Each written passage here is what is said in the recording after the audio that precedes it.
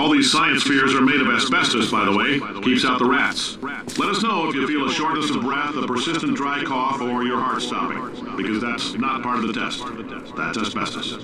Good news is the lab boys say the symptoms of asbestos poisoning show a median latency of 44.6 years. So if you're 30 or older, you're laughing. Worst case scenario, you miss out on a few rounds of canasta. Plus, you forwarded the cause of science by 3 centuries. I punch those numbers into my calculator, it makes a happy face.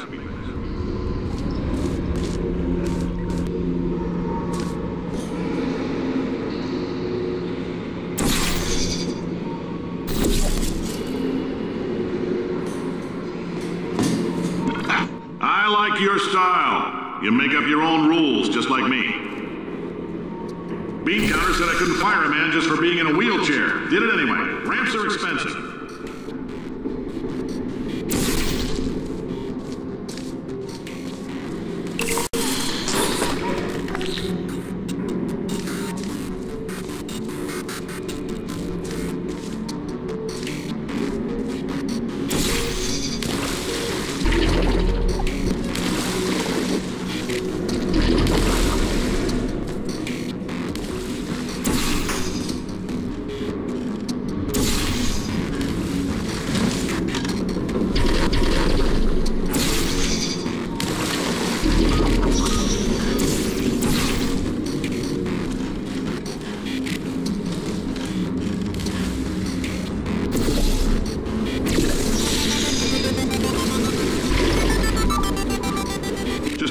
That coffee we gave you earlier had fluorescent calcium in it so we can track the neuronal activity in your brain. There's a slight chance the calcium could harden and vitrify your frontal lobe. Anyway, don't stress yourself thinking about it. I'm serious. Visualizing the scenario while under stress actually triggers the reaction.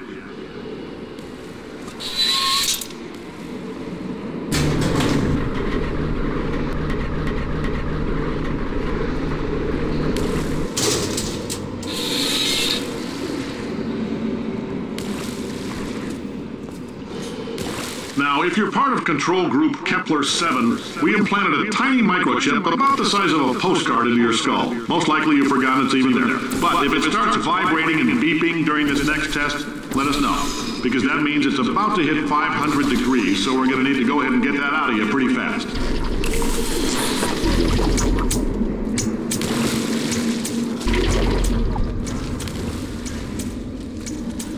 I'm telling them, keep your pants on. All right, this next test may involve trace amounts of time travel. So, word of advice, if you meet yourself on the testing track, don't make eye contact. Lab boys tell me that'll wipe out time. Entirely. Forward and backward. So, do both of yourselves a favor and just let that handsome devil go about his business.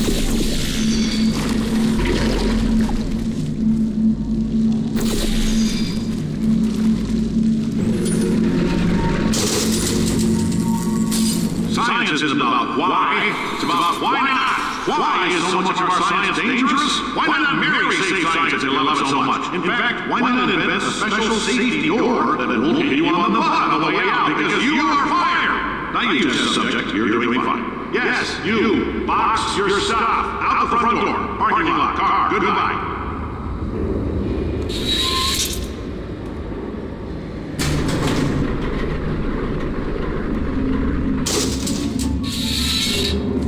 Congratulations! The simple fact that you're standing here listening to me means you've made a glorious contribution to science. As founder and CEO of Aperture Science, I thank you for your participation and hope we can count on you for another round of tests. We're not going to release this stuff into the wild until it's good and damn ready, so as long as you keep yourself in top physical form, there will always be a limo waiting for you. Say goodbye, Carolyn. Goodbye, Carolyn. She is a gem.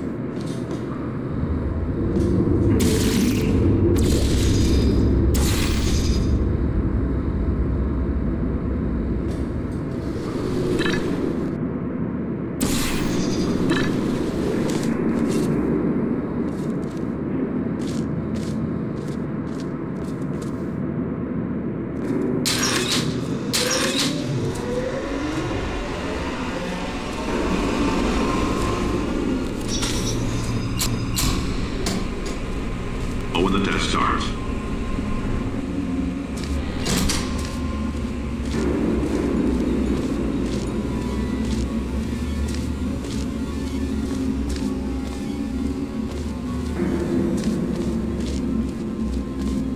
Greetings, friend. I'm Cave Johnson, CEO of Aperture Science.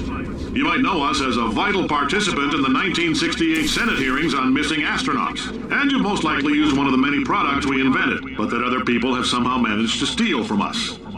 Black Mesa can eat my bankrupt... Sir, the testing? Right. Now you might be asking yourself, Cave, just how difficult are these tests? What was in that phone book of a contract I signed? Am I in danger? Let me answer those questions with a question. Who wants to make $60? Cash. You can also feel free to relax for up to 20 minutes in the waiting room, which is a damn sight more comfortable than the park benches most of you were sleeping on when we found you. So, welcome to Aperture. You're here because we want the best, and you're it. Nope. Couldn't keep a straight face. Anyway, don't smudge up the glass down there. In fact, why don't you just go ahead and not touch anything unless it's test related.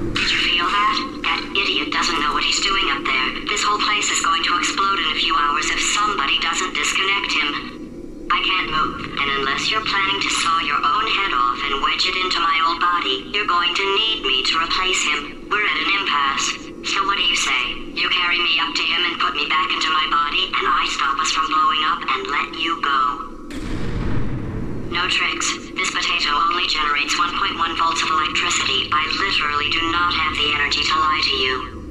Even if I am lying, what do you have to lose? You're going to die either way. Look, I don't like this any more than you do. In fact, I like it less because I'm the one who got partially eaten by a bird. I think I hear the bird. Pick me up.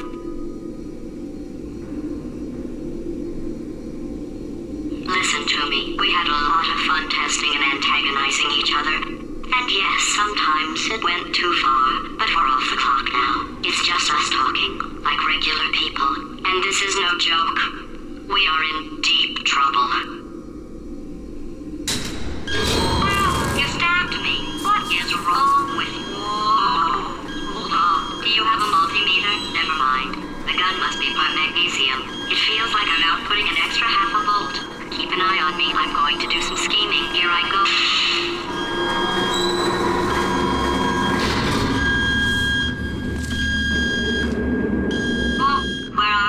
How long have I been out?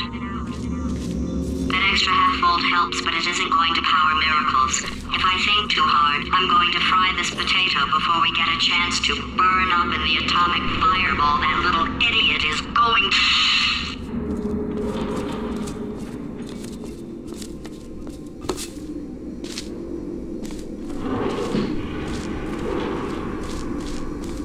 If you're allergic to peanuts, you might want to tell somebody now, because this next test may turn your blood into peanut water for a few minutes. On the bright side, if we can make this happen, they're going to have to invent a new type of Nobel Prize to give us, so hang in there. The average human male is about 60% water. As far as we're concerned, that's a little extravagant. So if you feel a bit dehydrated in this next test, that's normal. We're going to hit you with some jet engines and see if we can't get you down to 20 or 30%. All right, we're working on a little teleportation experiment. Now, this doesn't work with all skin types, so try to remember which skin is yours, and if it doesn't teleport along with you, we'll do what we can to sew you right back into it.